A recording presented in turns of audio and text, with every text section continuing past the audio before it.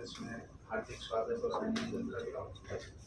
आप सभी को जैसा ज्ञात है कि 16 अगस्त 2024 से मॉडल कोड ऑफ कंडक्ट लागू हो गया है, जो हरियाणा विधानसभा 2024 के आम चुनाव में उन सब के संदर्भ में आप सभी का मैं सबसे पहले तो शुक्रिया अदा करूँगा कि हमने बहुत सारी सूचनाएं, बहुत सारे जो हमारे इंफॉर्मेशन के ऐसे पहलू थे जो विभिन्न लोगों तक, चाहे वो कैंडिडेट हो, चाहे आम जनता हो या फिर हमारे तक भी जो पहुँचने, उस सब में आप सब ने काफ़ी अच्छी रिपोर्टिंग की है। और शायद ही कभी ऐसा हुआ होगा कि हमारा प्रेस नोट गया हो और उतनी डिटेल से ना छपा हो। सभी डिटेल्स आप लोगों ने अच्छे से प्रकाशित की हैं और वो ही चीज़, क्योंकि लोकतंत्र के आप खुद भी फोर्थ पिलर है, तो लोगों तक सही सूचना पहुंचे, लोगों को सही बात का पता रहे और कोई भी ऐसी चीज ना हो, उस संदर्भ में हम आज एक बार बातचीत कर रहे हैं। लोकसभा का विधानसभा का शेड्यूल आप सबको दिया जा चुका है कि उसमें क्या क्या किस डेट को होना है। अब जो मेन एक्टिविटी है, 5 तारीख की हमारी पोलिंग है और 8 तारीख को उसकी काउंटिंग रहेगी। लोकसभा की तरह इस बार भी जो पार्टियां हैं वो बिट्स मोहाना से डिस्पैच होंगी, वहीं पे रिसीव होंगी और काउंटिंग भी हमारी बिट्स मोहाना में होगी, जहाँ पर तैयारियां हो गई। मतदाताओं की बात करूं तो हमारे जिले में लगभग 12,13,119 मतदाता हैं। ये हम डिटेल्स आपके साथ शेयर भी कर लेंगे, जिनमें से 6,48,000 पुरुष हैं और 5,64,000 महिलाएं हैं। अगर विधानसभा वार देखें तो सोनीपत विधानसभा सबसे बड़ी है, जिसमें लगभग 2.5 लाख के आसपास मतदाता है और हमारी खरखोदा है, उसमें 1,78,000, वो हमारी सबसे छोटी कुल मतदाताओं के हिसाब से विधानसभा है। वोट जो बनने थे इस बार भी हमने जो 18 से 19 का युवा आयु वर्ग था, उसके वोट जोड़ने के लिए स्पेशल मुहिम चलाई। कुछ समाचार पत्रों ने भी उसमें एक्टिवली हमारा सहयोग किया है, तो उससे हमारे लगभग 38,000 ऐसे युवा मतदाता है जो 18 से 19 एज ग्रुप के, जो हमारे इलेक्टोरल रोल में जुड़ गए और जो आने वाले चुनाव में मतदान करेंगे। जेंडर रेशियो में भी इस बार हमारा सुधार हुआ है। हम 880 पे हमारी जेंडर रेशियो पहुंच गई है, जो इलेक्टोरल रोल के हिसाब से है। तो लगातार जो लड़कियों का, महिलाओं का प्रतिशत है वो बढ़ता गया है। इसके अतिरिक्त हम इस बार 10 जो सोसाइटीज हैं, हाई राइज सोसाइटीज हैं, उनको पहले दिक्कत रहती थी कि भाई हमें मतदान करने में असुविधा होती है, तो उन हाई राइज सोसाइटी के प्रांगण में ही, या तो उनके क्लब में या उनके बिल्डिंग में जो भी स्कूल है, उनमें इस बार कमीशन की हिदायतों के अनुसार अलग से एक्सक्लूसिव बूथ एस्टेब्लिश किए गए हैं, जहाँ पे हाई राइज सोसाइटीज के जो वोटर्स हैं वो वहीं पे वोट डाल सकते हैं। इसके अतिरिक्त हमारे सभी जितने भी विधानसभा क्षेत्र, उनमें 2-2, 3-3 मॉडल पोलिंग बूथ भी बनेंगे। कुछ ऐसे बूथ भी रहेंगे जिनको सिर्फ महिलाओं द्वारा ही मैनेज किया जाएगा। 1291 टोटल पोलिंग बूथ हो गए हैं। पिछली बार जब लोकसभा में 1260 थे, 31 नए बूथ बनाए गए हैं विभिन्न विधानसभाओं में। और उसके साथ साथ कुछ बूथ में जिनमें पहले ज्यादा वोट्स थे और वहीं पे ही की बिल्डिंग में और भी वोट दूसरा बूथ था, तो कुछ मतदाताओं को शिफ्ट करके और उनकी सुविधा अनुसार सबको बराबर कर दिया गया है।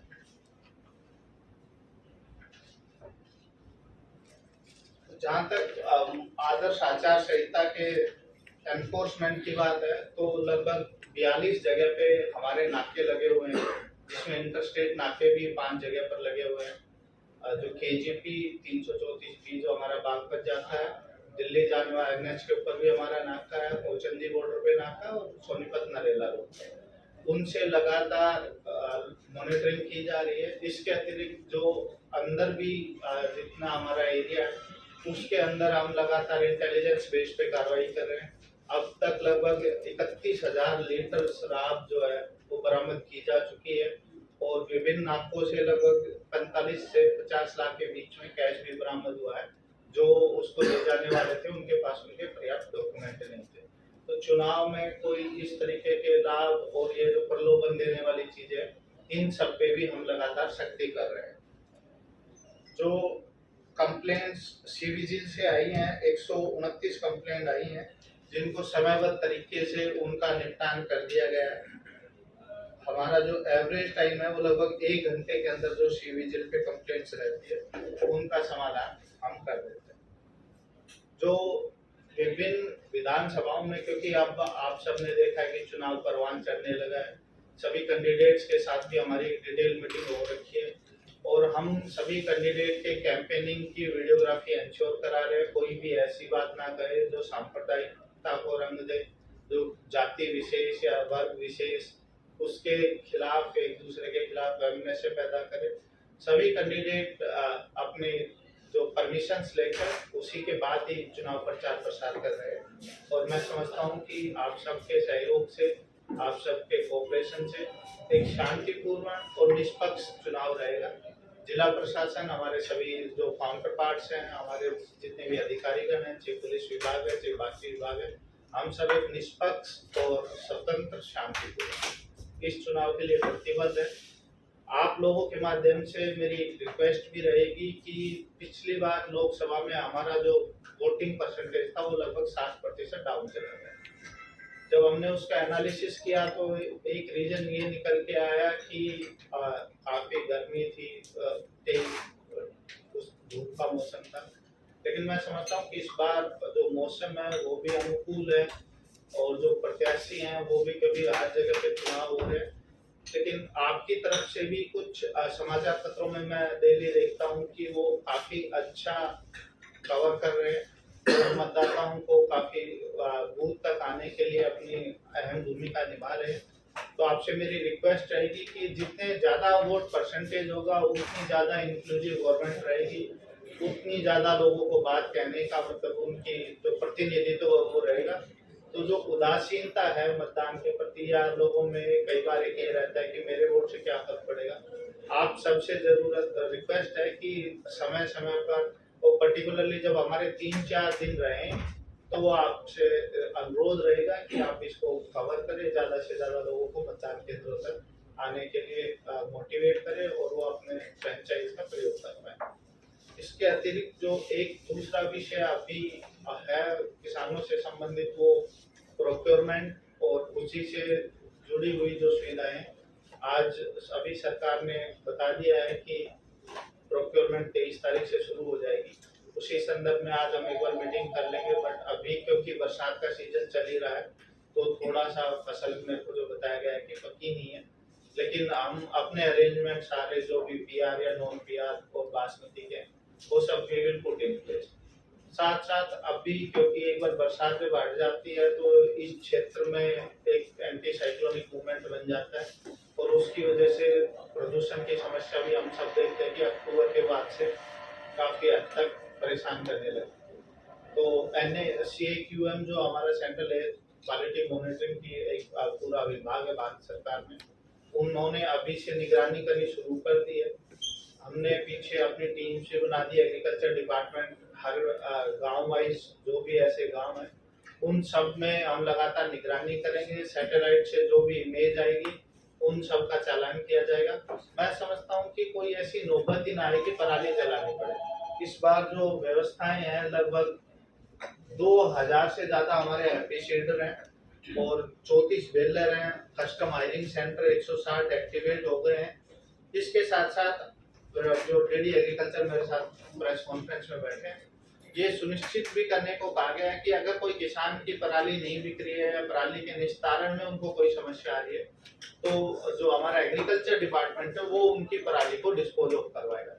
क्योंकि कई बार किसानों का ये रहता है कि जी हमारी पराली कोई खरीद नहीं रहा है या हमारे पास बेलर नहीं है या हमारे पास रीपर नहीं है, तो उन सब चीजों का भी इस बार एग्रीकल्चर डिपार्टमेंट उनको प्रावधान करवाएगा। मेरी सबसे गुजारिश रहेगी कि लोग इस बार जो जीरो एफएल है कहीं भी एक भी केस ऐसा ना आए और सोनीपत जिले के ये इस तरीके से दाग लगा हुआ है कि यहाँ के लोग पराली जलाते हैं, उससे हम सबको मुक्ति हो सके। मैं क्योंकि अब आचार संहिता इन फोर्स है तो हम बाकी चीजें डेवलपमेंट और उस पर अभी कोई चर्चा नहीं कर पाएंगे। फिर भी कोई अगर आप लोगों के सवाल सुझाव या आपकी कोई ऑब्जर्वेशन है तो सर दो प्रश्न है मेरे इस बात में। एक तो आपने बताया कि 38,000 युवा नए जुड़े हैं जी लोकसभा से। 38,000 टोटल युवा है, कुछ पिछली बार भी जुड़े हैं, कुछ इस बार भी जुड़े हैं। कितने वोट कटे हैं सर? कितने वोट लोकसभा से अब तक कटे, कम लोकसभा से अभी तक टोटल हमारे लगभग 8,000, वो आपके साथ डाटा शेयर कर देंगे, लेकिन लगभग 8,000 वोट है और ये सभी मृतकों के हैं। जी। जो लोग एक्सपायर हो गए थे उन सब के वोट है लगभग 8,000 के आसपास हमारा, और 60 कुछ लोगों ने या जो जिन्होंने खुद करवाया शिफ्ट करा। जी। दूसरा, सी विजिल ऐप पर अब तक कितनी शिकायतें आई और किस प्रकार की शिकायतें ज्यादा?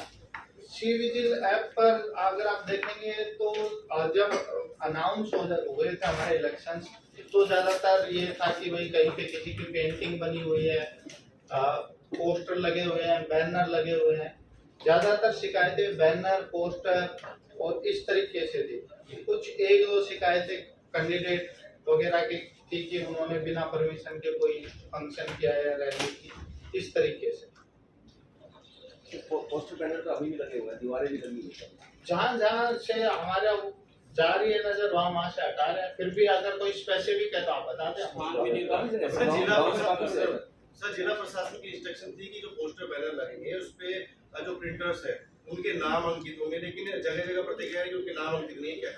अभी तक जो ज्यादातर हम प्रेस कॉन्फ्रेंस आपके साथ साथ उनकी भी हो चुकी है, जो प्रेस के ओनर्स हैं उनकी भी एक मीटिंग हो चुकी है। उन सब ने निर्धारित किया। अभी कुछ पंपलेट मैंने देखे उन पे तो प्रिंटर का नाम और उनका नंबर लिखा हुआ है। फिर भी अगर कोई स्पेसिफिक ऐसा है जो आचार संहिता के बाद या अब लगा रहे हो जिन पे प्रिंटर और नंबर नहीं है, तो उसमें 127 ये हमारा आरपी एक्ट है, उसके तहत केस दर्ज हो। विधानसभा के चुनाव के दौरान में सेंसिटिव बूथ जो रहेंगे, क्योंकि पहले भी सेंसिटिव बूथ मार्क किए गए थे, कितने बूथ सेंसिटिव है और उस पे किस तरह की कार्रवाई? अभी तक लगभग 240 बूथ हमारे आइडेंटिफाई हुए हैं।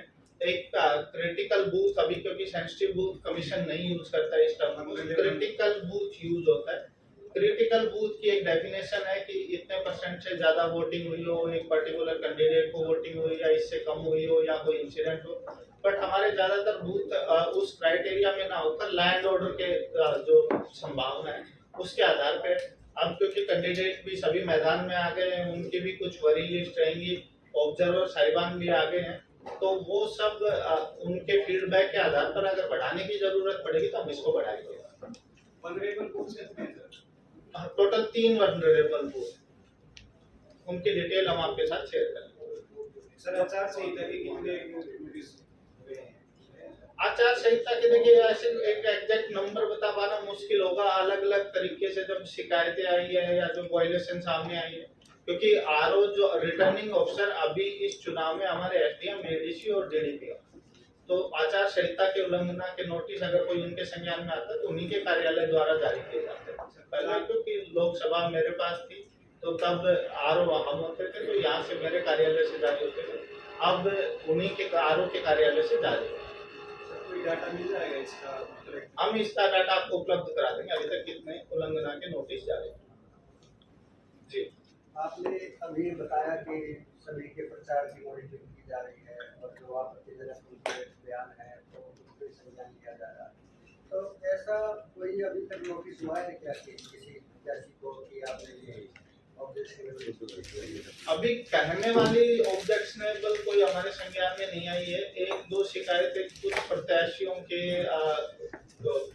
कुछ सामग्री वितरण की आई थी, उन सबको नोटिस दिया गया है और हम उनका जवाब अभी आने में है, तो उनके जवाब के आधार पर अगली कार्रवाई की जाएगी। पर्टिकुलर विधानसभा क्षेत्र में ऐसा हो रहा है, वो बयानबाजी हो रही है एक दूसरे के खिलाफ भी और उसको मीडिया में भी चल रही है, लेकिन जब जी तो उस पर क्या संज्ञान लेंगे? देखिए, अगर तो वायलेशन है, किसी ने रिलीजियस कोई बात कही है, भड़काने वाली कोई बात की है, उसका अगर कोई वीडियो आपके पास भी उपलब्ध है तो आप हमें उपलब्ध करा दें, हम उनको शोकॉज कर देंगे।